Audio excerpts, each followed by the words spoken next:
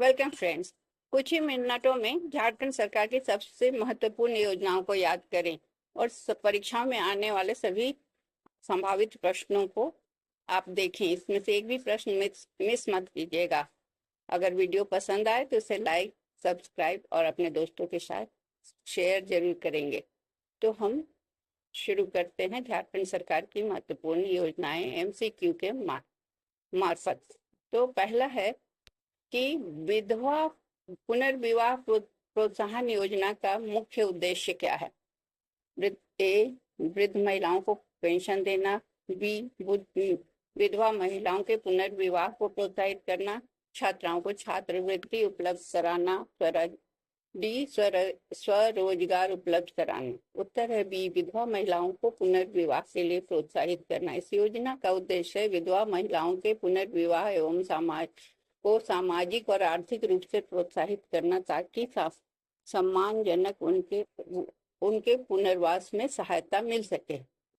इस विधवा पुनर्विवाह प्रोत्साहन योजना का प्रमुख लाभ क्या है। ए मुफ्त आवास, पुनर्विवाह करने पर आर्थिक सहायता और प्रोत्साहन राशि, सी मुफ्त शिक्षा, डी मुफ्त स्वास्थ्य बीमा।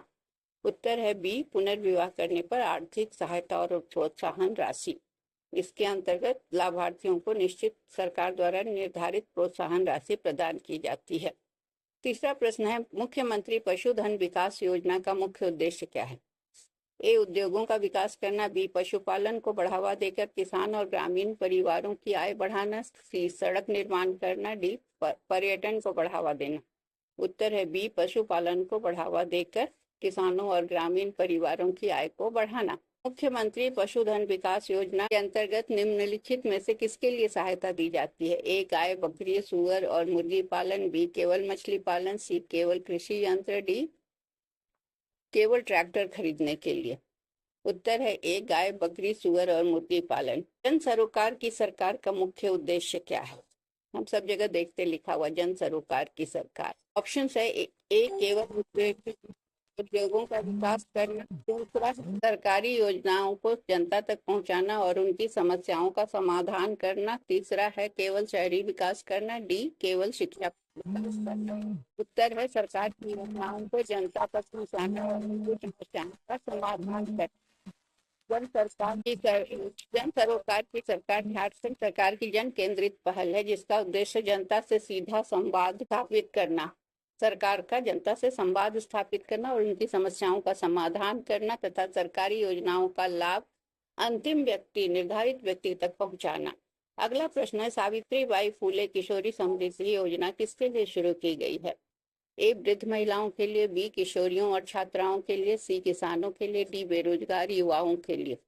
तो सही उत्तर है किशोरियों एवं छात्राओं के लिए। इस योजना का उद्देश्य किशोरियों की शिक्षा को जारी रखने के लिए प्रोत्साहित करना, बाल विवाह को रोकना, उनके स्वास्थ्य और सशक्तिकरण को बढ़ावा देना है। पात्र कौन है इसके। छात्राएं हैं जिन्हें विभिन्न कक्षाओं में प्रोत्साहन राशि प्रदान की जाती है। अगला प्रश्न है सावित्रीबाई फूले किशोरी समृद्धि योजना का मुख्य उद्देश्य क्या है। ए पर्यटन को बढ़ावा देना, बी बालिकाओं की शिक्षा और सशक्तिकरण को बढ़ावा देना, सी उद्योग स्थापित करना, डी कृषि उत्पादन बढ़ाना। उत्तर है बी बालिकाओं को शिक्षा और सशक्तिकरण को बढ़ावा देना। यह योजना बालिकाओं को स्कूल से जुड़ा रखने, उच्च शिक्षा के लिए प्रेरित करने और आर्थिक सहायता उपलब्ध कराने के उद्देश्य से संचालित की जाती है। अब आता है पहिया योजना। इसका मुख्य उद्देश्य क्या है। Question number 4। Next question. A किसानों को ट्रैक्टर उपलब्ध कराना, बी महिलाओं को साइकिल उपलब्ध कराकर रोजगार और आजीविका को बढ़ावा देना, सी मुफ्त बस सेवा देना, डी सड़क निर्माण करना। उत्तर है महिलाओं को साइकिल उपलब्ध कराकर रोजगार और आजीविका को बढ़ावा देना। अगला प्रश्न है अबुआ आवास योजना के मुख्य उद्देश्य क्या है।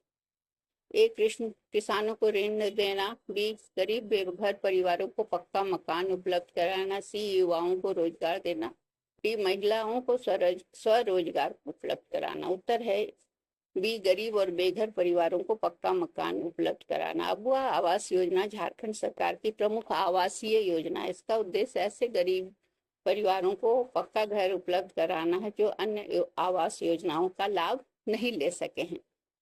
मुख्यमंत्री कृषि आशीर्वाद योजना, सब योजना का नाम याद रखेंगे आप।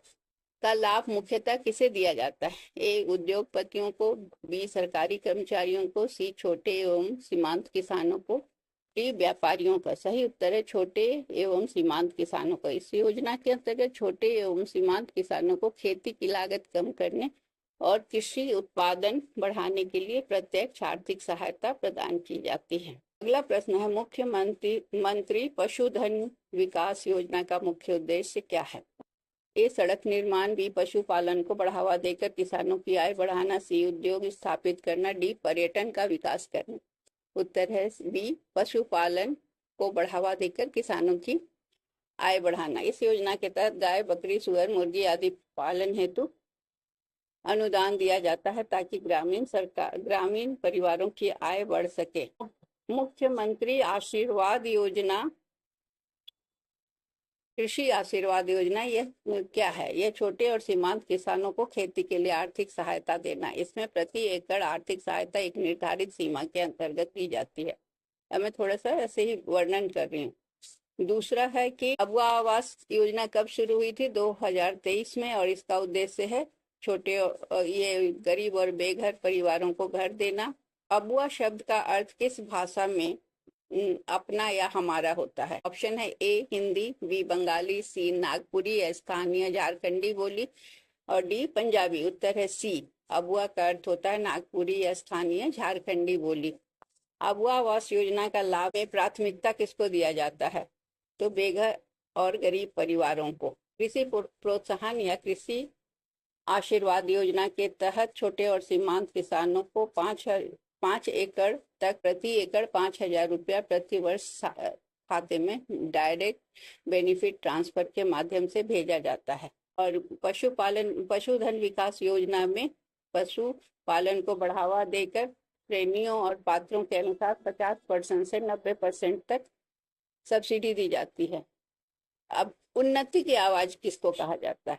उन्नति की आवाज अबुआ आवाज, यह झारखंड सरकार की विकास और जन कल्याणकारी योजनाओं को जनता तक पहुंचाने के लिए और भागीदारी बढ़ाने से जुड़ा जन जागरूकता अभियान या संदेश है।